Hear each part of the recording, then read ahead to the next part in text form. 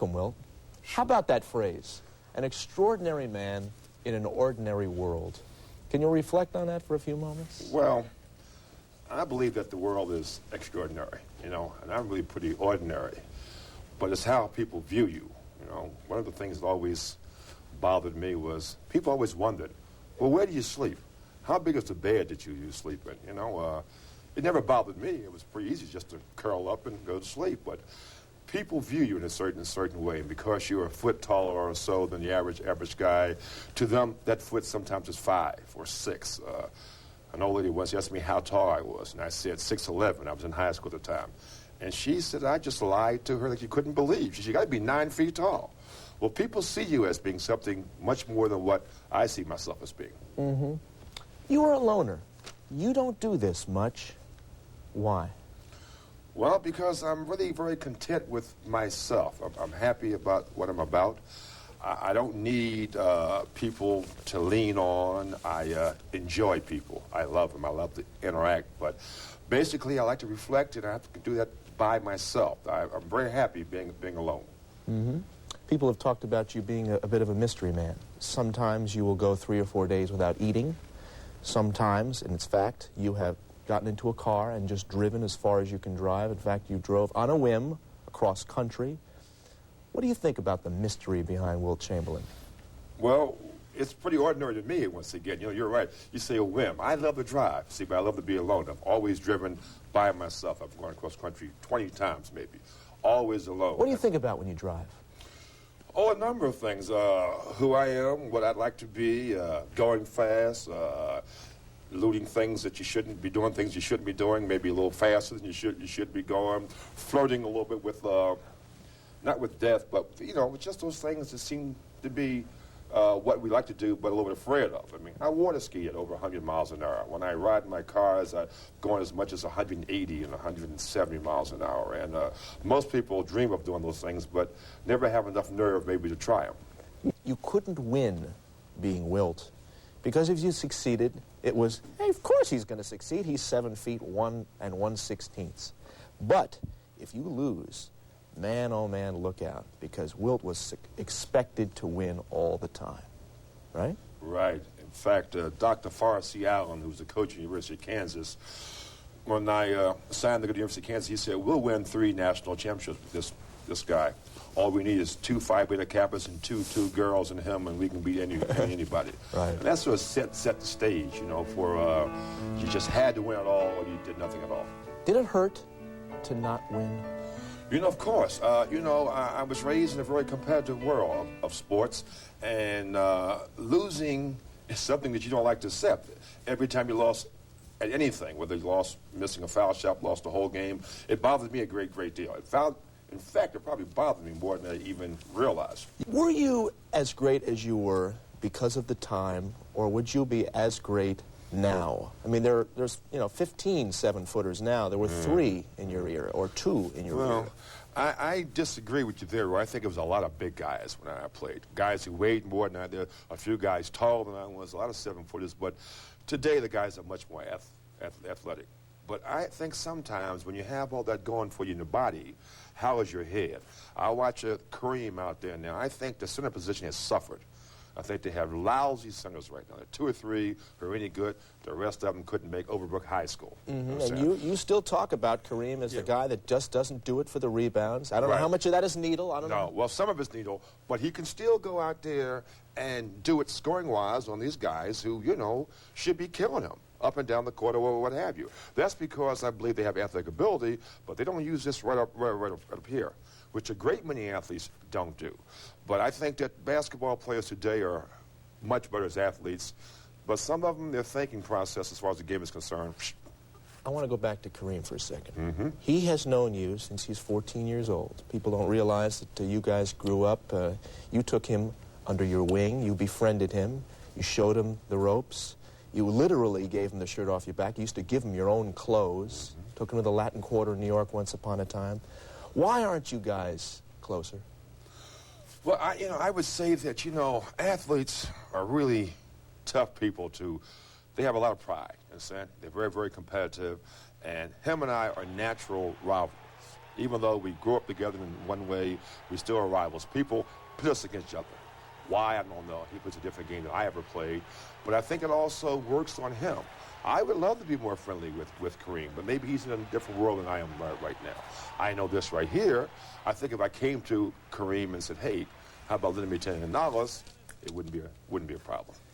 The other guy that you're most associated with, and always have been, and something you almost don't even want to talk about anymore, but I'm going to bring it up anyway, is Bill Russell. And people also theorize that the reason there's been a kind of thin feud between the two of you, if at all, is because that you got a bad rap through Russell, that Russell was always considered the more sensitive ball player, the more intelligent ball player, the more team-oriented ball player, and ultimately, of course, the more successful ball player. You guys were once upon a time very, very close, but all of that stuff, all that baggage added up, and it split you guys apart. Mm-hmm. I would think that there is a little bit of a myth involved. We were very, very close at one time, and Russell had some statements to make after he got out of basketball that I think were somewhat unkind to me. Like? Like that when I came out of the game, which was the 7th game against Boston in L.A. with a knee problem, I tore apart my Achilles tendon, and he said at some type of a speech that he would have never left the game unless sort of a broken back, something like that, you know. But then he apologized a few years later on, but never to me, but through the press or what have you. But you must understand, once again, you're talking about a guy who's filled with a lot of pride. I've been fortunate, Roy. Off the court, I've probably done better than I did on the court. Some of these guys have not been so successful off of the court. And it's hard for them sometimes to face their contemporaries and look at them the same way they would like to, because they don't feel as comfortable about where they are now in life compared to what they were doing when they were playing basketball. Russell won 11 world championships. It was on a team that won a great many games and was given all the accolades that possible can give. But today, I'm not so sure that he is a very happy man. Wilt Chamberlain, we know the outer Wilt Chamberlain. In a few moments, we'll talk about the inner Wilt Chamberlain after this. His autobiography, Wilt Chamberlain, said that he's just like any average 7-foot, 1-inch black millionaire bachelor. We talk a little bit about Wilt at home because we never get a chance to see Wilt in other areas. People don't know this about you. First of all, as a kid, and I don't say this to embarrass you because I wouldn't want to do that, but that you sucked your thumb till you were in high school. That's right, almost in high school. Mm-hmm. Mm-hmm. And that you have really never had a serious relationship before. You are a loner, as we said before, and there's been little romance and no desire to marry. Mm-hmm. Mm-hmm. True? Well, true. I mean, I never believed in closing the door or anything at all. I never say never. I'm from a very successful family of marriage, as far as concerned. My mother and father were married for almost 50 years, and I have a great respect for the institution. But I think in today's world, there's almost no place for it. You know, when they look at you, Wilt, when everybody looks at you, they see a man who is indestructible. Ever been hurt by a woman? Not really, no. Not that I can think of. I've been hurt by the multitudes, all the ones that say no for whatever reasons. But, I mean, is that because maybe you don't let people in as close as you might or could, and that because of that you know, disassociate yourself a little bit? Well, you distance yourself a little bit? I would say maybe there might be a fear of getting too close and then getting hurt. And, yeah, that's natural, I think. I think we all have that, you know. But basically, I feel as though that I have to find someone who is comparable. And that's almost impossible for me to do. What scares you? Probably not old age, but not being able to do the things that I now am capable of doing. Not being able to function as an athlete, not being able to take care of yourself. I think that you can get old gracefully and enjoy it, but being able to do the things that I love to do. It's interesting you say that, growing old gracefully, because Wilt Chamberlain is not afforded that right particularly. You always have to look like you could play. You've even said that before. You're not allowed to become flabby. Does that bother you? Does it frustrate you a little bit? I think that normally it would, but in this case it helps to give me inspiration, incite me to do the things that are necessary to keep your body in shape and be as healthy as you possibly can. But you're right, sometimes it's tough. It's tough because you realize that people are always looking at you and they always want to know, well, can he or can he not go out there and play or what have you. When is the last time you cried? Cried? The last time I cried was a friend of mine who had a serious illness, which was a matter of just a couple of weeks ago. See, the point I'm making is that nobody thinks Wilt Chamberlain cries. Nobody thinks Wilt Chamberlain hurts. And there's got to be, because of that, a lot of pent-up stuff somewhere, unless you do it a lot behind closed doors. No, it's, you know, I believe what you're saying is true.